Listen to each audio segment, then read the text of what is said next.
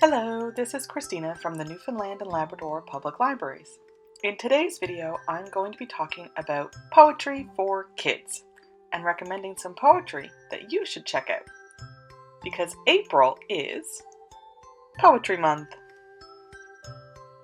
A book with lots of different poems in it is called a poetry collection. Poetry collections can be books that have different poems by different authors or have all the poems written by the one author.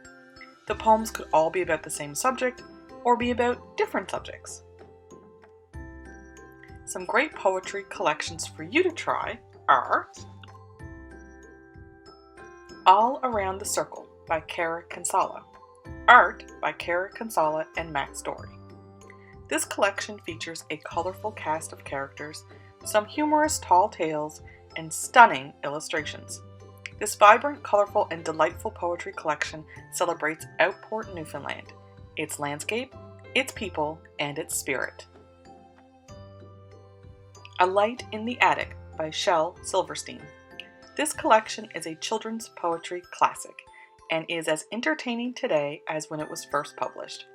A wonderful combination of sweet, funny, and delightfully weird poems are accompanied by equally delightful drawings, and will be a source of amusement to children and adults alike.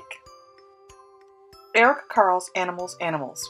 This poetry collection is one that features a variety of short poems from many different writers all about animals and accompanied by Eric Carle's distinctive artwork.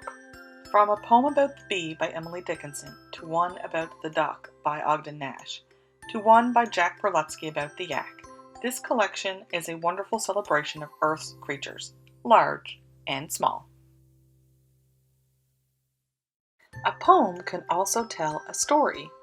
Narrative poems, also known as stories in verse, use metered poetry to tell a story complete with characters, plot, and other things usually seen in traditional storytelling.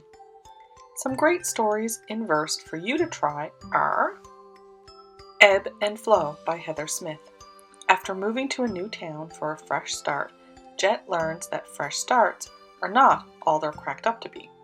After a rotten bad year, he heads to Newfoundland to spend the summer with his cotton candy grandmother. Between the roar of the waves, collecting sea glass on the beach, and his grandmother's unconditional love and support, Jet learns to work through his guilt and shame and perhaps find redemption. Told through poems that are deceptively simple and filled with wonderful imagery, Heather Smith brings to life not only Jet's story, but also characters like his grandmother, as well as the island of Newfoundland. Finding Wonders, 3 Girls Who Changed Science by Janine Atkins. Split into 3 parts, this book tells the stories of 3 girls who grow up to become groundbreaking scientists. Each part opens with a simple but beautiful drawing of the scientist, followed by a brief description of them and the time in which they lived. And then the poems tell their stories. Maria Marin's discovery of metamorphosis and her work documenting the life cycles of insects. Mary Anning's discovery of fossils that would change people's vision of the past. And Maria Mitchell's work in astronomy and discovery of a new comet. A Poem for Peter, the story of Ezra Jack Keats and the creation of the Snowy Day by Andrea Davis Pinkney and illustrated by Lou Fancher and Steve Johnson. This lyrical narrative tells the inspiring story of a boy, the son of struggling Polish immigrants who pursued a dream of being an artist. However, despite winning prizes and working for Marvel Comics, it would be many years before he would have the opportunity to write and illustrate his own book, a book which in turn would inspire generations of other dreamers. Andrea Davis Pinkney, Lou Fancher, and Steve Johnson bring Ezra Keats' story to life through wonderful narrative poetry and artwork that is both unique and a beautiful tribute to Keats' style. Picture book poetry are stories that are told using poems or rhymes in picture book format. They are a great way to introduce young children to poetry and usually make for an enjoyable read-aloud experience.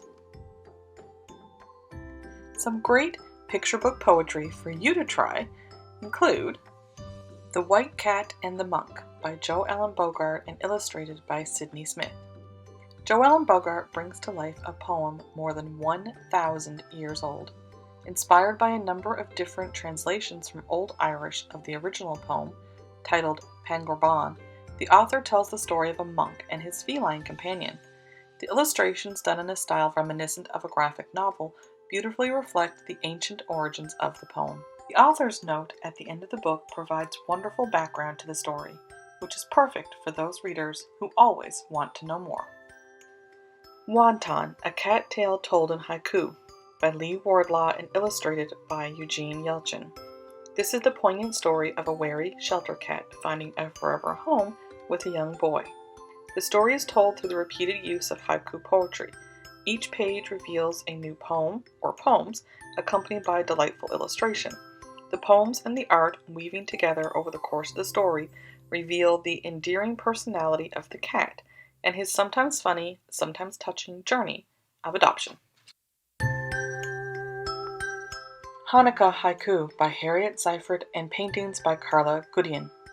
This book is a wonderful combination of folk art paintings, stepped pages, and haiku poetry. Each stepped page reveals each newly lit candle of the menorah, which are paired with one haiku for each night of Hanukkah. The colorful paintings and simple poems beautifully combine to depict many Hanukkah traditions, while the stepped pages make the book extra interactive and engaging. The NL Public Libraries have lots more great poetry for you to check out, such as The Headless Horseman Rides Tonight, and More Poems to Trouble Your Sleep by Jack Perletsky. Booked by Kwame Alexander.